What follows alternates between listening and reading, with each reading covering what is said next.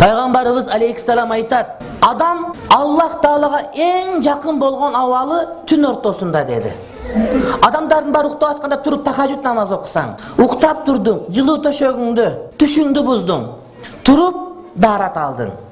Даарат алганда бирөө эч ким көргөн жок. Сен эгерде чындап ошол тахажжуд намазында даараттын ырахатын сезсең, сен намаз окуп намаздын ырахатын сезсең, сенин көзүңөн жок дегенде бир тамчы жаш кулай турган болсо, мына ошо чын ыкластан болгон намаз. Туура күндүздө эле окуп коесуң намазды. Биздин күндүзгү намазыбыз түнкү намаздан жакшыраак адамдар көрүп турат биздики.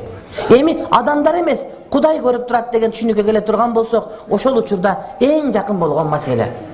Аламдан чыгып аламга кирип кетсең, аламдын бардыгын башка бир аламга жоготуп жиберсең, Халиктин астында, жаратуучунун астында бардык махлукат эрип кете турган болсо, ыймандын эң жогорку даражасына сен жеткен болосуң.